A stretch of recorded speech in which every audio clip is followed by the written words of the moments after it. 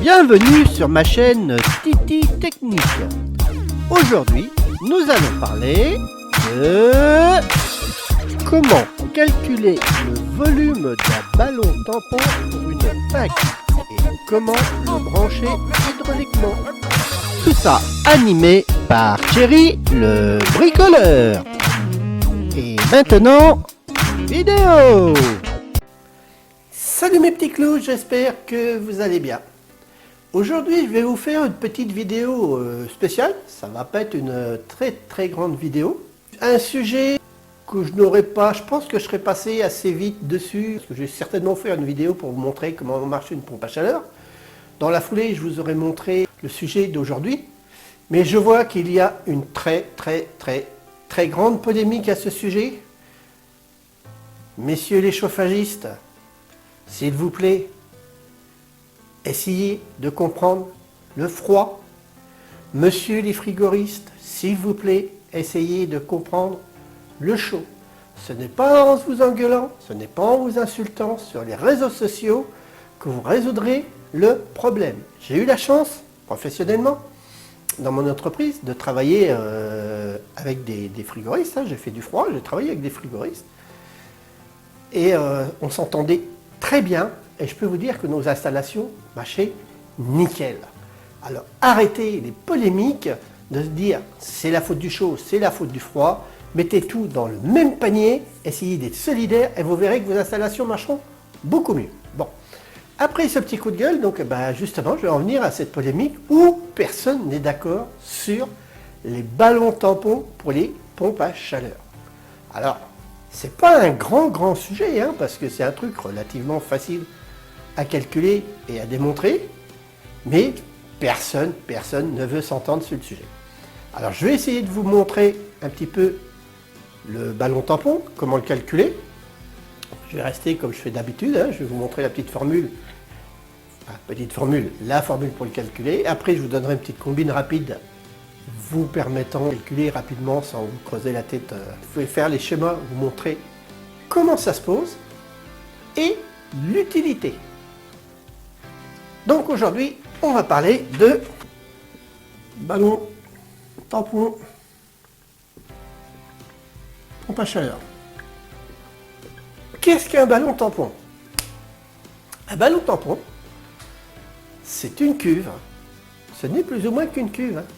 Donc on fait circuler l'eau de votre réseau, l'eau de votre chauffage, et qui sert, comme les pompes à chaleur n'ont pas des grosses capacités d'eau, les planchers chauffants, bien souvent, n'ont pas des grosses capacités d'eau, par rapport à des gros radiateurs en fonte et tout. Donc le ballon tampon, il est là. Ça vous sert, justement, comme on dit, à servir de tampon entre vos installations. Ça permet à votre PAC de démarrer, de chauffer vos planchers tranquillement, ou vos radiateurs. Il vous chauffe le ballon tampon en même temps, donc ça vous fait une petite surconsommation. Mais après, quand votre PAC s'arrête, après vous circulez dans le ballon tampon et c'est lui qui vous sert de réserve d'eau. Ça évite tout simplement les courts-cycles sur les pompes à chaleur. C'est quoi un court-cycle? C'est tout simplement quand votre pompe à chaleur démarre, arrête, démarre, arrête, démarre, arrête. C'est ça un court-cycle. C'est l'ennemi des compresseurs. Les courts-cycles, c'est l'ennemi des compresseurs. Il faut bien vous mettre cela dans la tête. Je vais vous commencer par les calculs. Et je vous ferai après tout ce qui est schématique. Alors le volume d'un ballon tampon, c'est égal. Alors, je vous reprends la vraie formule.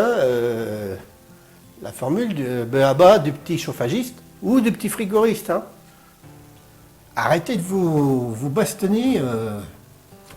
Je vous jure que c'est fatigant. Sur les réseaux sociaux, c'est fatigant de voir ce qui se passe.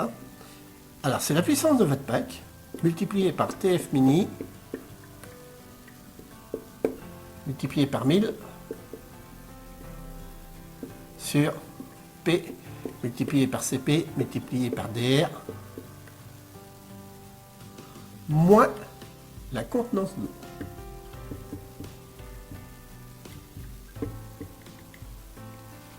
Je vous décortique tout ça. Pépac. Puissance mini de la PAC.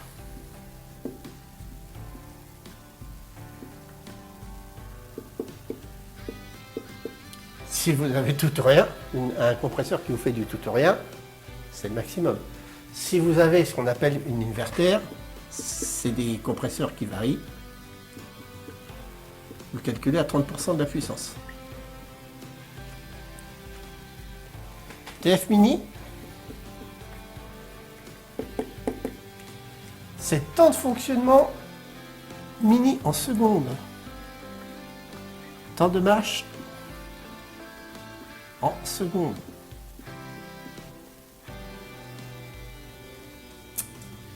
Comme c'est relativement assez difficile à décrire, par défaut,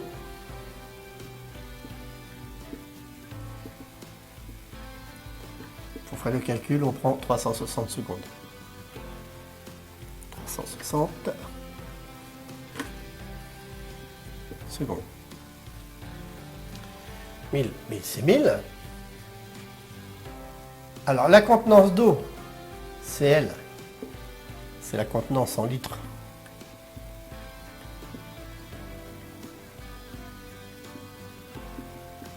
De l'installation. Je vais vous détailler ça tout à l'heure. P, c'est la masse volumique. Bon, c'est les formules chiantes, hein. Ça c'est clair. Hein. En kilos par mètre cube de l'eau de l'installation. Vous prenez 1000 pour de l'eau glycolée. Si c'est de l'eau glycolée, hein. C'est de l'eau glycolée, c'est de l'eau avec de l'antigel, mais vous n'avez pas d'antigel puisque vous êtes dans vos réseaux de chauffage. CP, c'est la capacité thermique en kilojoules de l'eau. Alors là, on est en eau non glycolée, 485, 4,185. EDR. Alors, différentiel.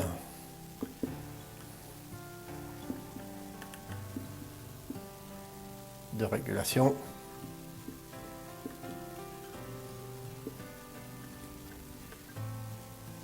Ce que j'appellerais marche arrêt, hein. C'est la différence entre la température quand votre PAC s'arrête et la température où elle redémarre. Par exemple, si elle s'arrête à 50 degrés, elle redémarrera à 45 degrés. Par défaut, toutes les PAC sont réglées à ce qu'on appelle 5K. Voilà comment on calcule le volume d'un ballon tampon. Tout simplement. PPAC, la puissance de la PAC. Si vous avez une PAC tout ou rien, vous mettez le 100%. Sinon, si vous avez de la Venter, vous mettez 30%. Si vous avez une PAC par exemple qui fait 9 kg, si vous avez une tout ou rien, vous mettez 9 kg. Si vous avez une Venter à 30%, 3 kg. Température de marche en secondes, ça, par défaut on met 360 parce qu'on ne le sait pas. La contenance en litres de l'installation, ça je vais vous montrer ça tout à l'heure. La masse volumique kilomètre cube de l'eau de l'installation, on sait que c'est 1000 pour de l'eau glycolée. La capacité thermique en kilojoules de l'eau non glycolée, 485. Et différentiel de régulation, 5K. Donc là, ce qui nous manque, c'est CL, la contenance en litres de l'installation.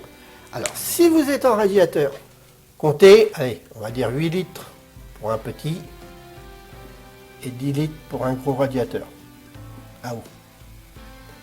Si vous avez 8 radiateurs de 8 litres, il faut 8,62. Si vous avez 10 radiateurs de 10 litres, il faut 8,80. Vous fait 80 litres d'eau.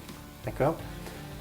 Si vous êtes en plancher, pour du tube de 16, du tube de 13, 16, pour 1 mètre de tube,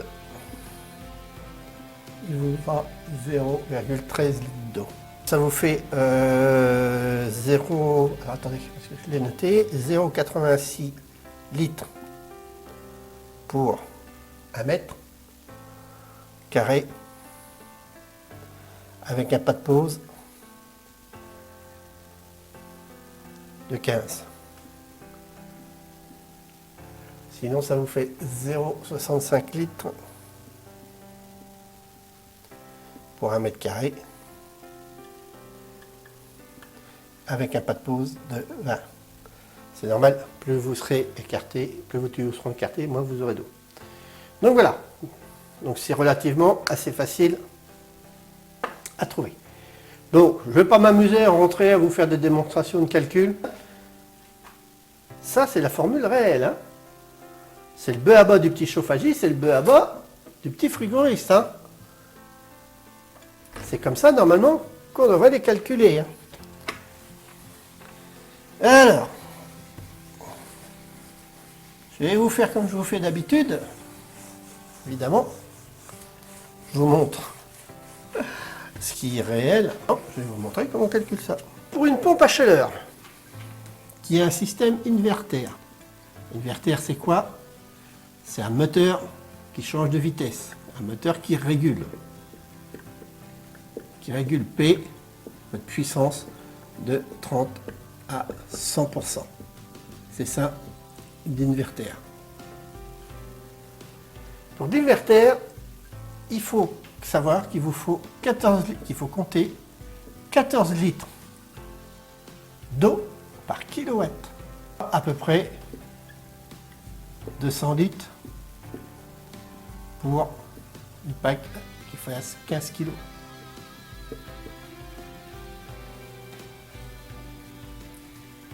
Et pour une toute ou rien, c'est-à-dire celle qui n'a pas d'inverter, hein. Attention, là ça rigole plus là. Il vous faut 50 litres par kilowatt de ballon tampon. Ce qui vous donne 750 litres pour une pack de 15 kg. Un ballon de 200 litres et un ballon de 250 litres, ça ne vous fait pas le même volume. Hein. C'est pas du tout la même grosseur. Hein. On est bien d'accord. Hein. C'est pas non plus le même prix. Hein. Croyez-moi qu'un ballon de 200 litres et un ballon de 750 litres, mais vous n'avez pas le choix. Si vous êtes en inverter, 14 litres par kilowatt, ça vous évite toutes les formules, 14 litres par kilowatt. Si vous avez une pack qui fait 8 kg, eh ben vous faites 14 par 8, et si vous avez une pack qui est en tout ou rien, eh ben vous faites 50 fois 8. Tout simplement. Je pense que là-dessus, il n'y aura pas de chauffagiste, il n'y aura pas pour l'instant ni frigoriste qui vont venir me contredire dans ce que je viens de dire. De toute manière, ceux qui veulent me contredire, venez me le dire, là, il faudra me prouver par A plus B que j'ai tort. Hein. Il y a 3 sortes, enfin 3 différentes façons de les placer. Je vous dessine votre pompe à chaleur, qui est ici. Je vais mettre là le compresseur. Alors je schématise. Hein. Hop. Là, je suis vraiment schématisé. Hop, hop, hop, hop, hop, voilà. Donc le compresseur.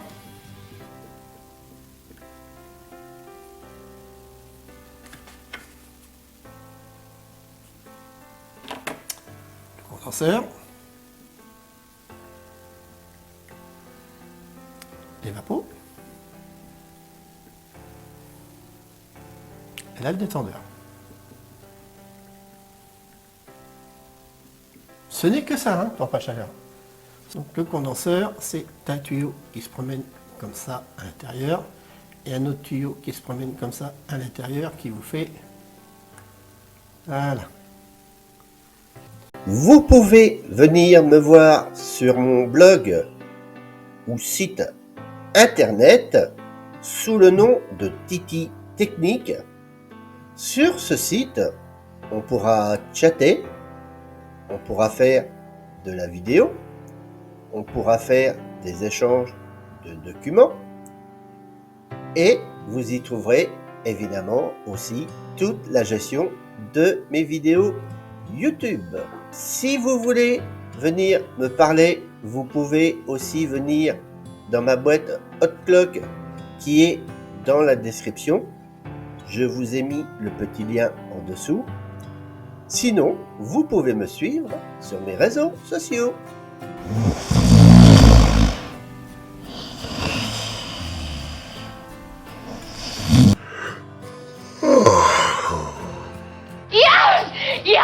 Yes! 5, 4, 3, 2. Si vous mettez votre ballon tampon, vous allez mettre un ballon tampon à côté, bien évidemment. On va le mettre ici. La première des solutions, c'est que vous sortez de votre condenseur. Et là, vous alimentez un plancher chauffant. Ou, j'ai bien dit ou,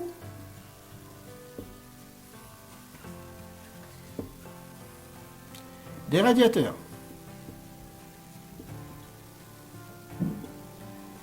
Vous revenez ici dans votre ballon tampon,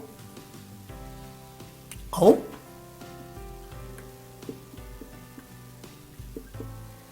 et vous ressortez ici en bas de votre ballon tampon, et vous revenez ici à votre condenseur.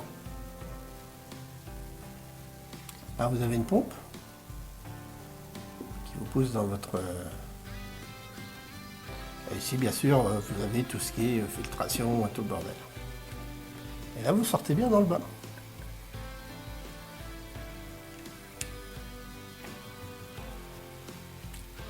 Ça, c'est bien. Ça se fait. Je crois que c'est l'Atlantique qui impose beaucoup ce système-là sur leur pompe à chaleur. Hein. Le but du jeu, votre paquet tourne. Vous rentrez 70 ici, hein, d'accord. Vous ressortez 40 ici. Enfin, 70, vous n'allez pas rentrer à 70 si vous ressortez, on va dire, vous êtes à 50 pour ressortir 40.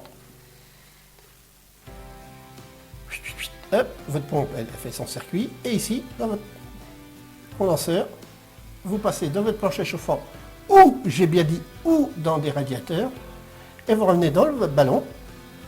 Vous revenez ici, plus froid, mais vous stockez une eau, par exemple, si vous êtes à 40, une eau à 35, et vous revenez ici à 35. Voilà. Quand votre compresseur va s'arrêter, vous allez avoir tendance à vous casser la figure ici. Comme vous n'avez pas une grosse réserve d'eau ici, obligatoirement, ça va descendre très vite. Tandis que là, vos 35 vont essayer de vous maintenir les 35 ici, c'est-à-dire que là, vous allez descendre vite jusqu'à 35, en quelque sorte. Et après, c'est lui qui va vous servir, entre guillemets, de mini chaudière. Voilà.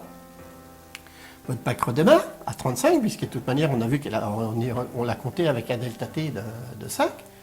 Elle redémarre pour partir à 40. Ici, elle va remonter, 36, 37, 38, 39, 40.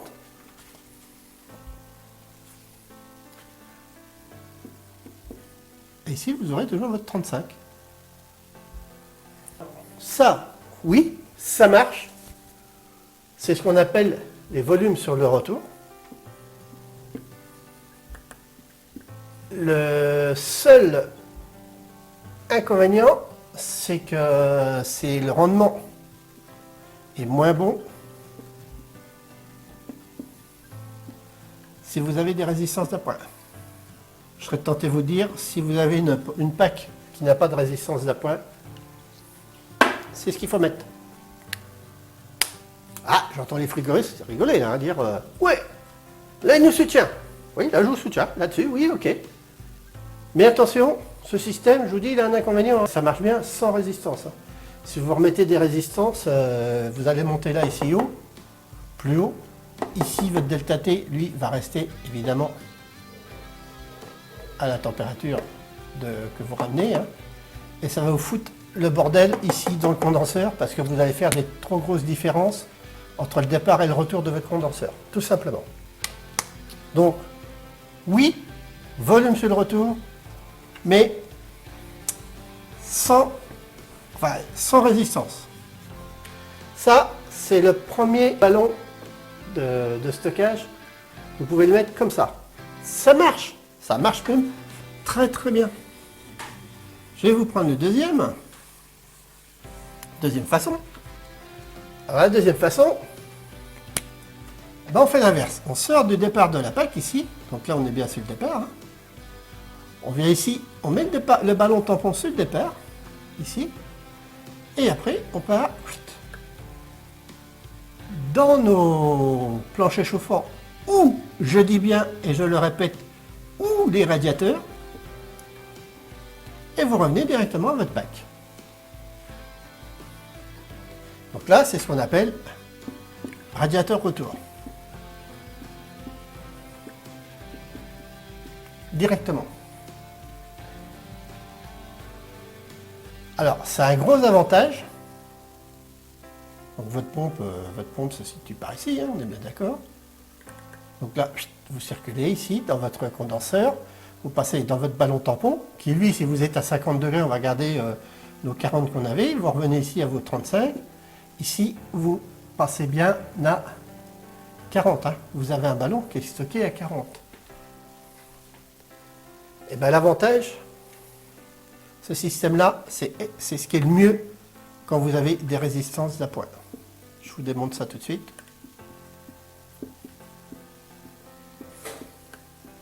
On est toujours avec un ballon en série avec la BAC. Hein. Le système est très bon pour les résistances d'appoint. Et pour une autre chose que je ne vous ai pas parlé tout à l'heure, c'est quand votre PAC se met en dégivrage. Quand votre PAC se met en dégivrage, ici, on va dire que vous sortez à 70, vous rentrez à peu près à plus 8, et ici, vous êtes à moins 10. Donc ça, c'est l'unité que vous avez dehors qui prend en glace. Donc nous, qu'est-ce qu'on veut faire? Pour la dégivrer, on veut faire l'inverse. C'est ce qu'ils font. Hein. Bon, c'est un système de tiroir, peut-être que je vous ferai une vidéo là-dessus pour vous expliquer. Donc on va faire l'inverse. On va envier les 70 par là. Je vais vous noter. Je vais vous le prendre en rouge. Hein. Donc tout, hop, on va envier les 70 ici. Ici, on va ressortir à nos 40. Ici, on va revenir à plus 8. Non. On va revenir à moins 10. Et on va ressortir à plus 8. La logique voudrait que ce soit ça, puisqu'on inverse tout. Tandis que là, vous rentrez de l'eau à 35 degrés. C'est-à-dire que le moins 10 ici, vous allez lui augmenter déjà 35 degrés. Donc vous allez déjà gagner 25 degrés ici. Vous, dans votre... le temps du dégivrage, hein, ça ne dure pas longtemps, évidemment. Hein. Et ben, le temps de votre dégivrage, ça n'aura pas une grosse incidence, puisque là, vous allez sortir une température de 43. Vous allez peut-être descendre ici, allez, 43, je vais vous dire, au lieu s'il vous fallait 40, vous allez peut-être descendre à 35, vous allez perdre degrés, 5 degrés, mais comme là, vous étiez à 40, lui, il va continuer à vous pousser du 40, le temps que tout ça s'équilibre. Donc, ça vous sert pour le dégivrage. Donc, après, vous faites votre dégivrage, une fois que votre dégivrage est fini, ben, ici, vous avez tendance à vous être cassé la goule. Hein. Alors, n'oubliez pas que ça, c'est le plus mauvais fonctionnement de la PAC. Hein. C'est là qu'elle vous consomme... pour dégivrer, vous tournez à l'envers, hein, obligatoirement, ça vous bouffe de l'énergie. L'énergie, quand je parle d'énergie, de l'électricité. Hein. Donc, vous revenez dans votre cycle normal. Si là, vous vous êtes cassé la figure à 35, hein, là, vous revenez vos 70, vous ressortez vos 50 ici, et vous êtes reparti. Ça vous évite d'avoir un coup de froid qui arrive dans votre plancher chauffant ou, et j'insiste bien sur le ou, vos radiateurs. Si vous mettez des résistances électriques, alors je vais vous les mettre là, si votre PAC commence à s'écrouler, allez, on va les mettre en vert, on va changer les couleurs, elles peuvent être là ou elles peuvent être là, hein. Bon. On va pas chipoter. Votre PAC, elle tourne. On va dire qu'on est au maximum. 70, ici, vous êtes à 40, à peu près. Si votre PAC s'effondre, ici, vous n'avez plus la puissance, elle va s'effondrer, elle va descendre. On va dire, par exemple, elle descend à 40. Et nous, on veut 40 d'eau ici dans nos planchers chauffants pour garder nos 20 degrés à la maison. Votre pack s'effondre. Vous, ici, vous allumez les résistances. Les résistances vous gardent vos 40 degrés ici d'eau. Vous allez revenir ici à 35. Mais comme là, vous avez perdu 30 degrés sur le départ, de 70, vous êtes bien descendu à 40. Donc, dans la logique, si vous n'aviez pas les résistances, ici, vous seriez à 10. Mais les résistances, ici, vous revenez à 35. Donc ici, vous revenez à 35. Ce qui vous permet, ici, votre détendeur, de garder à peu près vos moins 10 et de garder votre évapo à peu près... Alors, je schématise, hein, parce que là, j'entends les frigoristes hurler encore. C'est pas comme ça que ça marche, l'évaporation, gna gna gna gna gna. Je schématise, c'est pour essayer de vous faire comprendre. 35, ici je reviens à peu près aux 40 où je devais avoir ma PAC qui va tourner en temps normal, hein, 70-40, son régime normal. Donc ici, je reste à peu près dans mes moins 10 et ici dans mes plus 8, tout simplement. Donc ce genre de système de ballon qui est sur le départ avec les résistances, je dis oui, mais je dis bien, et je le répète, plancher chauffant ou radiateur. Ça, c'est bon. Alors n'oubliez pas, quand vous mettez les résistances, c'est le plus mauvais fonctionnement de votre pack. Hein. C'est là que les gens se font avoir bien souvent avec des surconsommations. Hein. On va revenir à la schématique d'origine, une pack qui tourne 70-40. Alors là, je vais entendre les frigoristes m'applaudir, me dire « Ouais, c'est comme ça qu'il faut mettre les ballons tampons avec les packs. » Je vais quand même aider les chauffagistes un petit peu. Hein. Il existe une troisième forme. Alors je vais vous faire un petit peu plus grand. Hop. Hop. Je vous rajoute une pompe ici.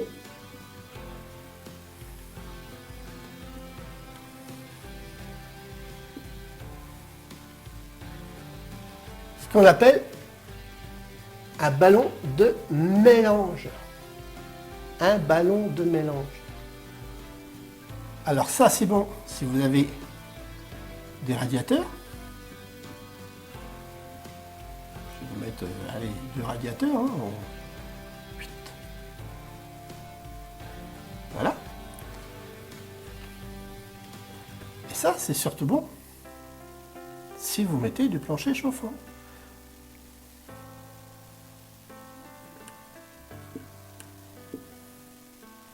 Que vous serez obligé de réguler ici avec une 23 voies.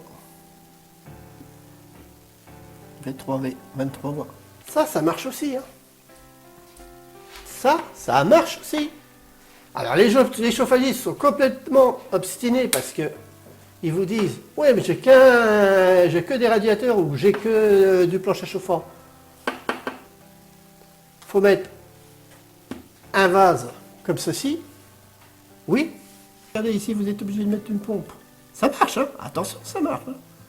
Ici, vous êtes obligé de mettre une pompe. Hein. Pas ici, on va la mettre. Après la 23 voies, ça sera mieux quand même. Hop, si je commence à faire des conneries dans mes circuits. Le ballon, ce qu'on appelle un ballon tampon. Déjà, bon, vous avez votre circuit, il a une pompe. Votre deuxième circuit, ça fait deux pompes. Et ici, vous êtes obligé de mettre une pompe. Alors là, c'est le mélange des flux. Hein. Bien sûr, votre radiateur qui est ici, un flux qui fait comme ça. Dans ce sens-là.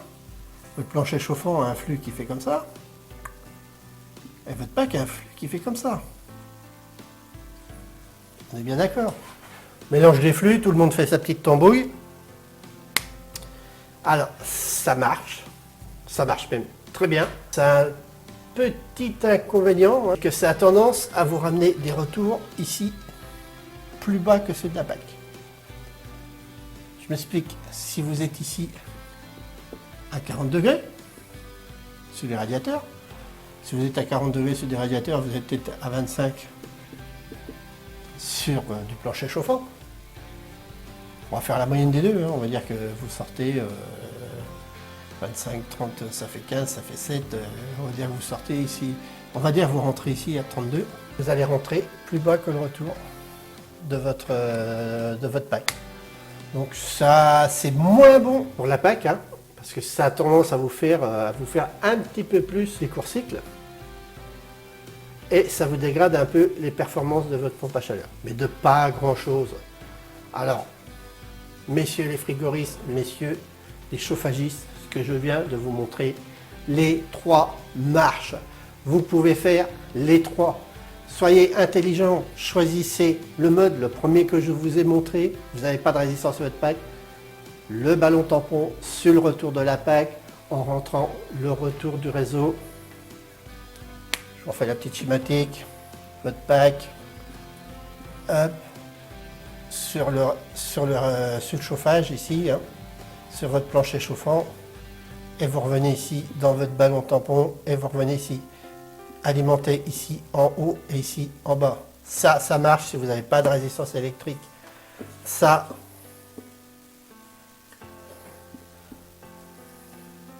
vous êtes ici en bas, vous êtes ici en haut sur votre ballon. Ça marche si vous avez des résistances électriques. Et ça, si vous avez 2 circuits de chauffage. Après, bon, des résistances électriques aussi. Hein. De toute façon, il y aura des résistances électriques, pareil. Hein. Votre PAC et le son système d'évapo aussi, pareil. Hein. Mais les 3 fonctionnent. Les 3 fonctionnent. Soyez intelligents et allez chercher celui qu'il vous faut. Celui-ci, sans résistance. Mettez ça. C'est dans le bas des petits chauffagistes et des petits frigoristes. Plus des petits frigoristes. Ça avec des résistances. Et ça me fait hurler parce que j'entends tellement de conneries sur les réseaux sociaux à cause de ça. Et ça, si vous avez 2 circuits différents. Voilà.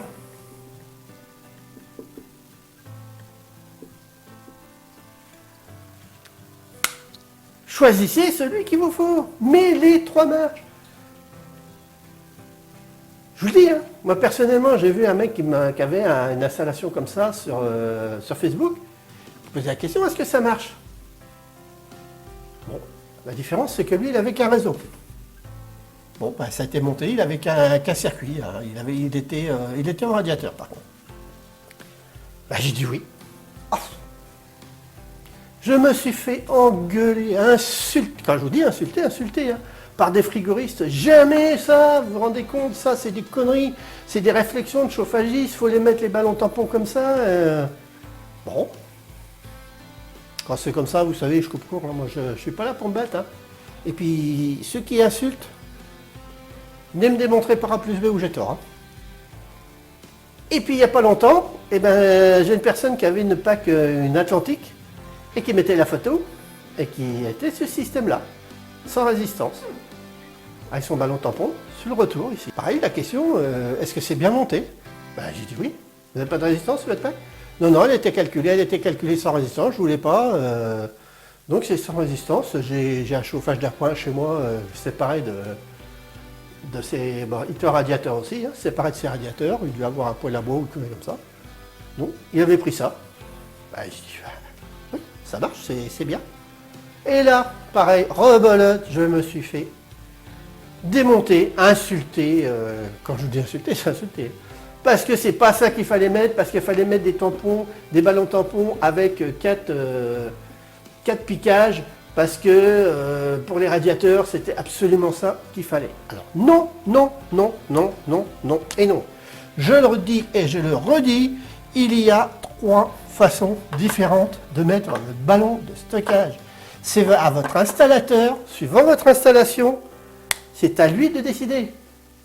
Et dites-vous bien que les 3 quarts du temps, les marchands de PAC vous imposent le positionnement des ballons tampons sur leur PAC. Hein. Méfiez-vous, hein, parce que si votre installateur il vous fait n'importe quoi, si vous cramez votre PAC, le mec il va venir, il va dire moi je ne vous fais pas de garantie, hein.